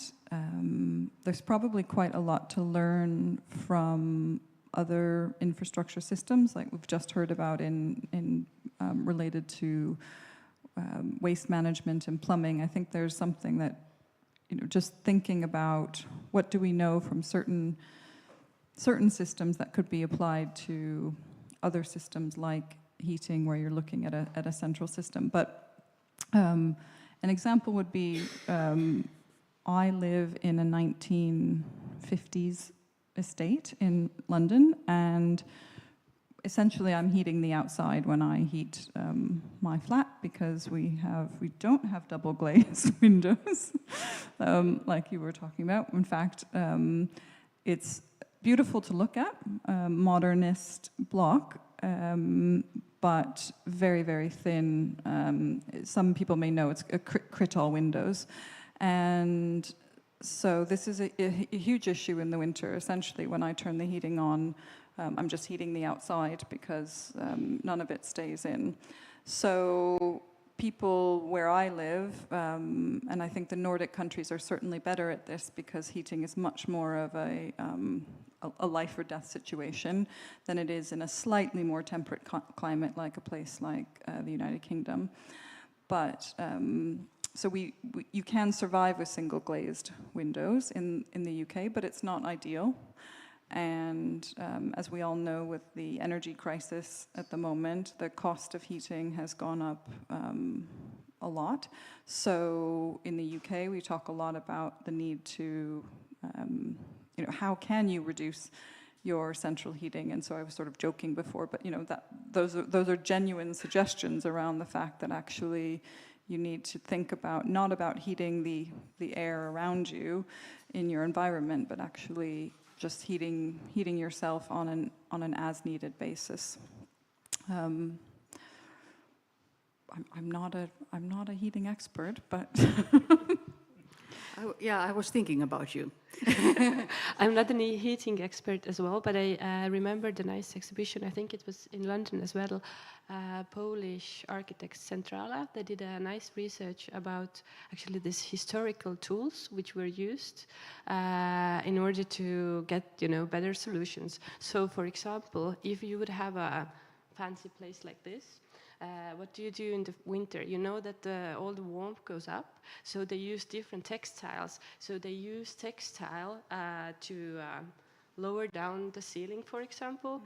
Then they use textiles also in terms of heating coming from the sun. So either use textile to block it or not, or if you have this kind of, let's say, sleeping places, then you use textiles to create like a smaller places and so on. So I'm not saying that we need to go back into, 18th century, but I think there are ways which we maybe have forgot how actually we can use space, and then easy tools how to kind of navigate in the space, let's say in the winter. Yeah, absolutely. Very good points, and definitely in thinking also more in terms of thermal comfort than just temperature, what amount of degrees we have, to think of material choices, as in what type of floor might feel warmer, and for those lucky people who might have any extra rooms in their apartments or spaces where they don't necessarily spend many hours in a day, perhaps to keep those cooler than the other ones, to regulate temperatures in that kind of way. But I also think that as architects, we should kind of relearn to think of natural ventilation, to think of how materials and structures reserve heat and those types of things, the way we are educated currently, and also policy, legislation, regulations are completely based on an idea of mechanic air conditioning, heating and cooling, and that kind of regulatory and kind of cultural change should be perhaps the biggest thing. How much space is there for architects actually to have an influence and impact on these issues now? Eero? Yeah, I think quite a lot actually, and that's a good point to keep in mind, that we could have solutions different what we have now, like the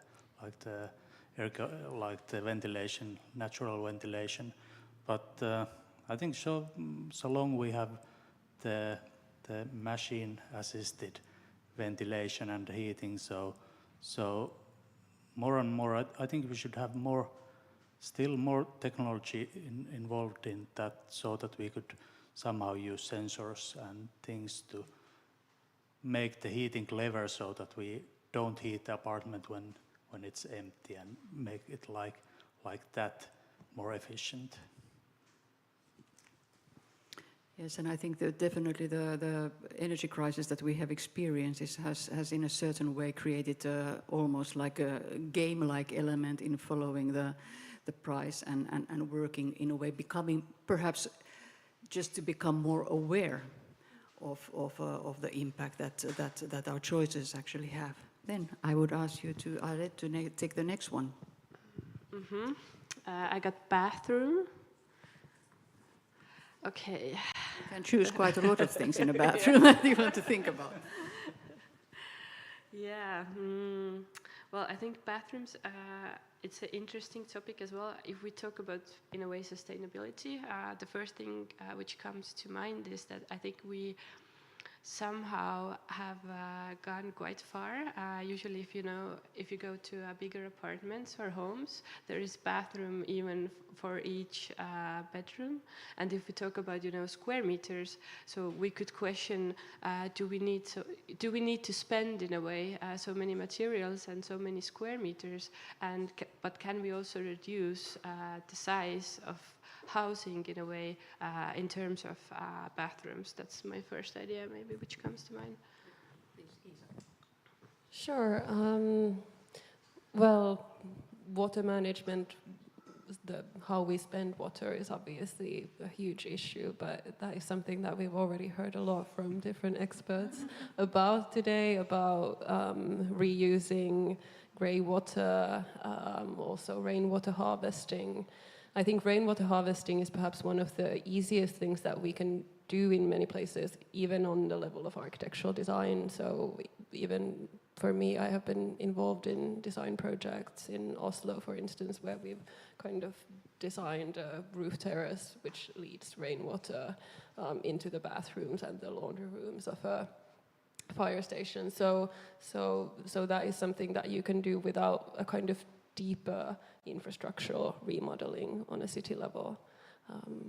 Of course, dry toilets are a great alternative, which require a bit more profound change. Yeah, I won't mention the dry toilets again, but that would be a good solution. But what comes to bathroom and bathing, so yeah, I think you had a good point in that we should somehow maybe downscale the amount of materials used and maybe, at least in Finland, if we think about the life cycle of a bathroom, that's actually quite narrow, so that the bathrooms are remodeled quite. The life cycle is not so many years.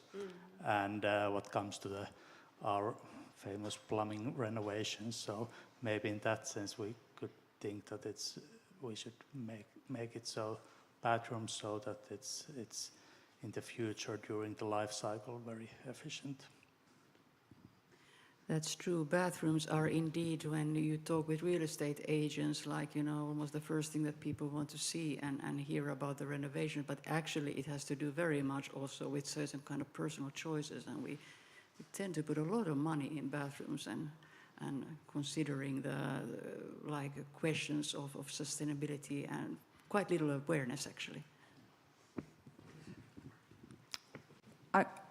I can't say anything on bathrooms better than what has already been said around water management, particularly wastewater management. What strikes me we've talked about access to nature, we've talked about thermal comfort, heating, we're talking about bathrooms. The wider issue here, I think it will come up, is around what is socially acceptable, what is considered to be what we expect of our current modern way of living. And I think that this, Amanda touched on this, I mean, the wider issue of adjusting our own social norms, cultural attitudes around what we expect for ourselves and for our environment, I think is obviously where all of this is going, and thinking about the Finimalism project.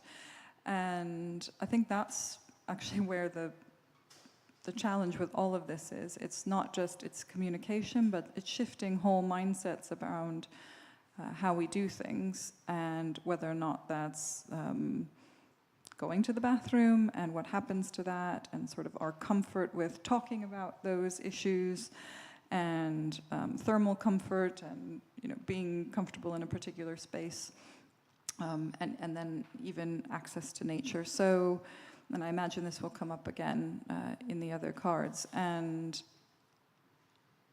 to me, that's the real challenge, is this sense that we have to shift it. And I think my guess is, I don't know everyone on this panel terribly well, but my guess is that we all know that we, as the audience knows as well, that we need to move towards this. But then sometimes there's just things that you don't want to change. And this is where it gets really uncomfortable, because we can talk about it, we can sit on a panel here and talk about the importance of social and environmental sustainability, and then when it comes to going on holiday and flying somewhere, and we want to do those things, we want to be cozy in our apartments or homes in the winter, so we turn the heat on, we want to have a big bathroom because that's what society has told us that we should want. So this is, that is just a sort of wider commentary on that, and I think this is where the real challenge is, and it's sort of, all we can do now is get really comfortable with talking about the fact that we may be more uncomfortable in the future than we are now.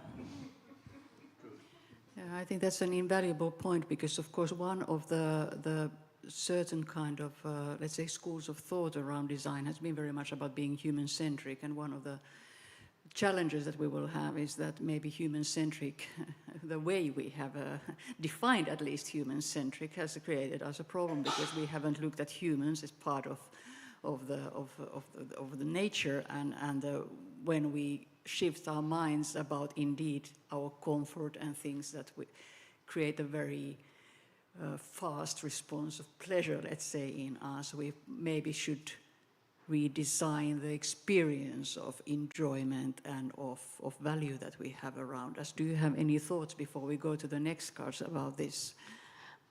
Yeah, just an immediate maybe comment again is about saunas. I think again, if we look at our culture and we look at our, let's say, bathroom usage, so as with the dry toilets, I think we can also learn a lot from the sauna culture in a way, like how you use it. Does it need to be part of your apartment, or can it be shared? And maybe you heat it up just for the time when you actually use it. You don't have to have, like in your apartment or house bathroom, where you have the electrical heating on the floor on 24 hours a day, but you just heat up the sauna, you do the sauna ritual, and so on. So I think there's a lot to kind of look up, but at the same time, of course, I agree that this is something to do with the social norms, and of course this has a lot to do with the regulations. So I think the regulations really follow current norms in a way, what people are used to. Yes. If you want to say something about that first, you can, but you can also take the next card. And then after the next round, we could take a little bit also the audience on board. Absolutely. But, yeah. Kitchen.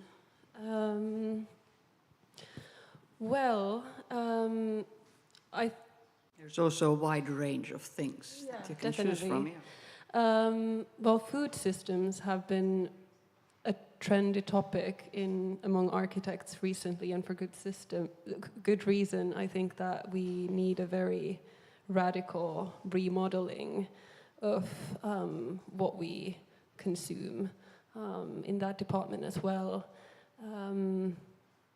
I think it's an interesting term used by at least Donna Haraway, this instead of Anthropocene to speak of Plantationocene, I think, as a kind of marker of how for the current way of life, how it has been shaped by our kind of monocrop agricultural systems, and how huge of an environmental impact those have had in shaping the globe to be what it is today. I think that is one big thing, just reconsidering agricultural systems, also with climate change, with increasing floods, droughts, wildfires, and all kinds of climatic extremes. We should really kind of go both back to history and to kind of be inspired by some of those examples, and also find new ways of, for instance, coupling different kinds of species for more resilient and kind of symbiotic polyculture systems that can be more resilient towards these kinds of climatic extremes. And then perhaps on a more forward-leaning note, also to learn to cook with invasive species, for instance, which are often a part of the similar kind of global fluxes of movement, imperialism, colonialism, and so forth, that we in so many ecosystems see these kinds of foreign species that are disrupting local ecologies. For instance, here in Venice, there was a very interesting example of a blue crab, which is apparently consuming just everything in the sea around the islands. And there has been a big campaign, I heard, of kitchens, restaurants, wholesalers, that they should start to kind of make it trendy and attractive for people to eat it, because it apparently tastes good, but people are not used to consuming it. But it needs to be fished because it's just taking over. Great. Eero, do you have an object or appliance in kitchen that you would love to redesign? Yeah. Maybe in a practical way, I'd see what we talk about the bathrooms. Maybe that same thing has happened with the kitchens, that somehow that's the one where people put a lot of money, and the sizes of a kitchen or the kitchen area are growing. And here in Venice, I started to think that maybe we should see us more like social animals in the Nordic countries as well, because that's the culture of having restaurants and gathering around food. It's not maybe so big part of our history, but kitchens have been more or less your own territory. So yeah, I would see that maybe we should see in the future more like shared space kitchens and save maybe resources and space and probably money a lot as well with these kind of solutions. Sounds quite important, especially when actually more and more people are living alone. So we also not only create isolation from each other, but actually we also create huge amounts of small kitchens everywhere. And every time, again, resources are wasted. Yeah, exactly. Idor.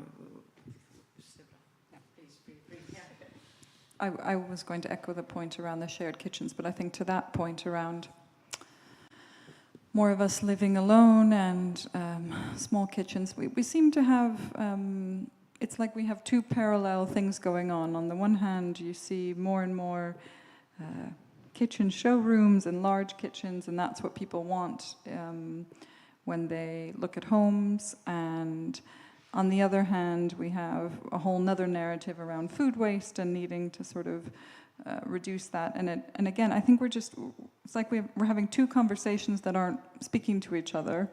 And I think there's a real, how do we bring these things together? How do we talk about the fact that food is an important part of gathering and socializing and coming together, but we have to address the overabundance that we have of a lot of foods, and not necessarily the right foods. That's the other thing, I think, to Isa's point around the monocrops. We need to be eating more a more diverse range of plants, and that will help our gut microbiome. That will help the waste. That will help there'll be more nutrients in the waste for the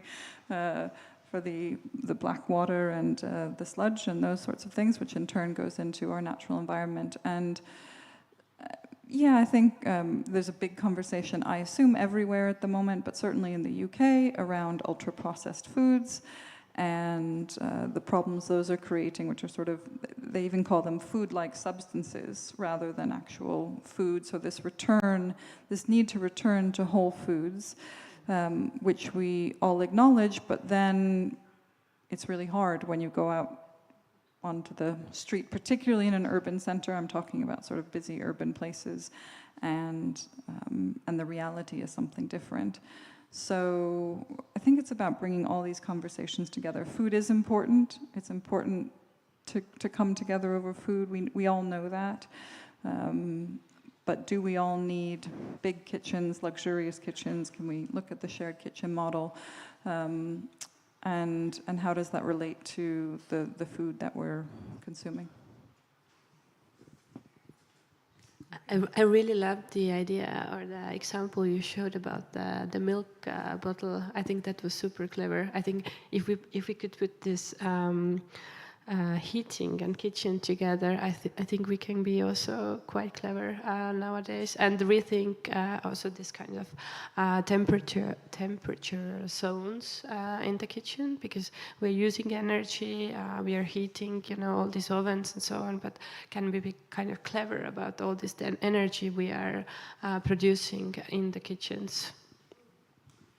Brilliant. Now there is an opportunity for the audience to pose something that you think we should redesign or rethink, or something that you would like to comment. I want to add one more thing about that. While I was researching these kitchens, how they were, when people started to move to the cities after the Second World War, one of the things that really struck a chord with current times with the energy crisis was that, because of course people at that time didn't have really the money always to, for example, to use ovens. So what people did, what families did, that they basically decided whose oven are we going to use today, and then they stacked everybody their own dish there. And I was thinking that perhaps, again, scarcity is not only creating opportunities for clever solutions for sustainability, but actually brings literally people together. So any comments or questions, please? Or are we already hungry? The fact that kitchen is the last was not a coincidence, I think. There is a... Oh, yes. Good point. Just trying to mix both sessions, Huussi and Finimalism. Is it the case that we have an opportunity for redesigning the toilet? I mean, how do you say it? It's toilet? No, the object where we sit. Toilet. So, is it the case that having into account what we have learned from the Finnish pavilion, and given that we have so many specialists in design, is it the case that we should redesign that object to fulfill this kind of new way of extracting that from our homes to somewhere else? Yeah, maybe I start. Good question. That way that we've been thinking that since from the beginning that of course the modern solution, or the solution we have now in every home, it's considered as a hygienic solution, and of course it has point in that the ceramic solution, it's very clean, very durable in a way, but still what we thought that maybe we still should introduce something bit different to give the idea that this is something new. If everything looks the same in the end after this huge process changes, so I think that might be a bit of a failure in the end. So it should involve a lot of new design to show that we are facing something new. Thank you. Is there another question or comment or contribution? I can just comment on the Finnish pavilion. I think it was a brilliant installation where you had the graveyard for the toilet pot. That's where we have not come yet, for the graveyard. So, we have stayed at home. Okay, I think because we had it in the kitchen as the last card, and we have a dinner awaiting, a social dinner awaiting all of us. I would like now to conclude our session and thank you all. Just you can have a little moment. You don't need to take any cards, but just to think a moment about something in the domestic environment that you would very much like to redesign, finimalize, by thinking about how to use less resources and anyway create more value. And while you are thinking, here on the screen you can see an opportunity how to join the conversation.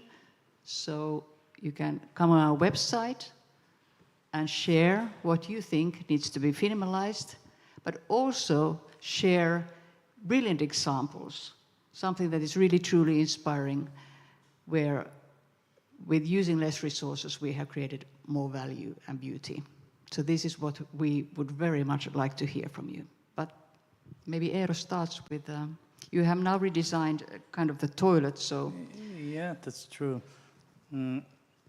Maybe I come back to probably to this heating in a way, heating and lighting in a way that I've always thought that maybe I would see the homes more like in a way that we have different, let's say, temperature and lighting levels in a home. Of course, that won't happen in 30 square meters so easily, but in a way that we could be clever in that we, like if you think the old-time fireplace, that would create the room in a room, and somehow this idea, I don't know how it would happen, but somehow this idea that we would have this kind of spaces in a space, what comes to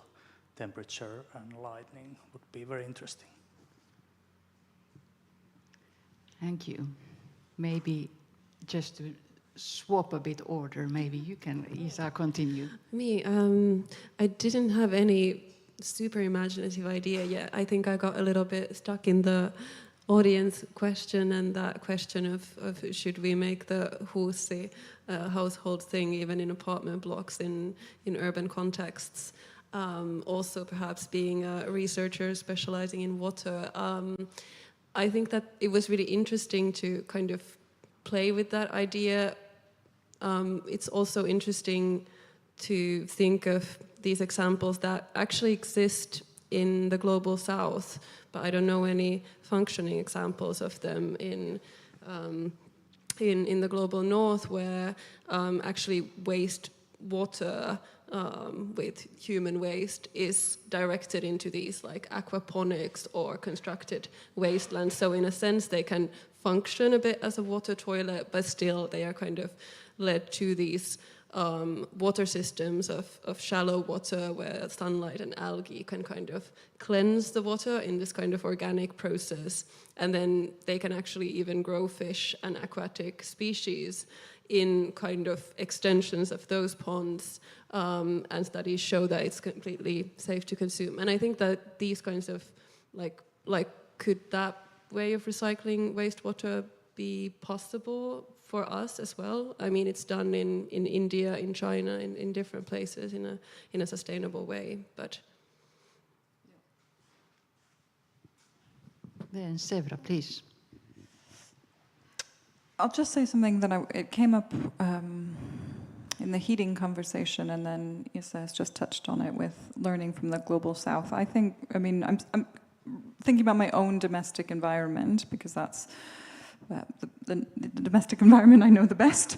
And something, for me, it would be this understanding the materials that are used to make the home in such a way that I felt like they were the best materials for the climate that I'm in, and created. There was natural ventilation, and I'm thinking particularly about some buildings that I think we've probably in Louis Kahn buildings in Bangladesh, where you get that natural ventilation through concrete blocks. Not commenting on the use of the concrete there, but some way that our domestic environments could have more of that, a feeling of ventilation, natural ventilation, and the materials that are used feel like they're the right materials for the climate, because I think sometimes there can be a sense that, particularly in the Western world, in the global North, you're either sort of, you're really, what's the word, sealed in, and we keep all of the air out, and